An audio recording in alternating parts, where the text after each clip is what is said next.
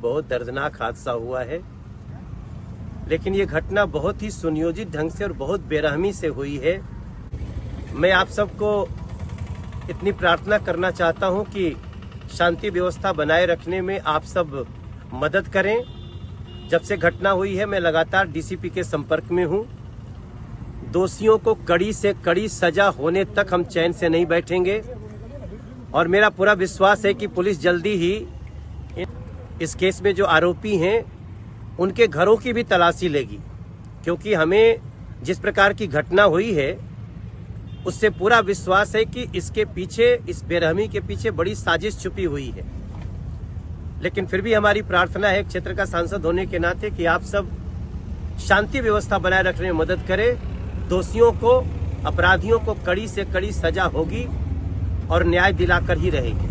Hero heroine को 5 star hotel में रखा जा रहा है, हम लोग को ऐसे होटल में रखा जा रहा है जैसे हमारा कोई मूल्य ही नहीं है।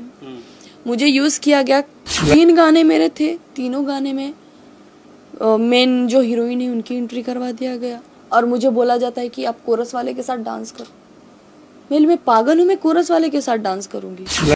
ना मुझे पोस्टर भेजे, ना मेरा पोस्टर में फोटो है, ना मेरा कहीं कैप्शन में नाम है, तो मैं क्या बोलूंगी? आपने तो एक पैसे भी नहीं दिए। 10,000 में कोई हीरोइन काम करेगी आपके पास? कौन काम करेगी? एक तो बात करने की तमीज नहीं है कि कैसी है रे तू, तेरे बारे में जो जैसा बोलते हैं तू वैसी है क्या, तू देखना तो ऐसी। अरे ये कोई बात होती है करने की? फिल्म में काम करती हूँ, मेरा नामो निशान हटा देते। और मुझे वैसे भी किसी की फिल्म में काम करके अपना नाम नहीं लेना है। ऑडियंस मेरी है, मुझे पहचान जाएंगी, मेरा काम देख के पहचानेंगी। ऐसा था कि मैं चुप रहती थी, अब मैं चुप रहने वाली हूँ नहीं। मैं मेहनत कर रही हूँ, मुझे पैसे चाहिए, मुझे पैसे भी चाहिए, मुझे ग्रेटिड भी चाहिए। मुझसे बोला गया कि आकांक्षा आप पोस्ट डिलीट कर दो नहीं तो पंगा हो जाएगा।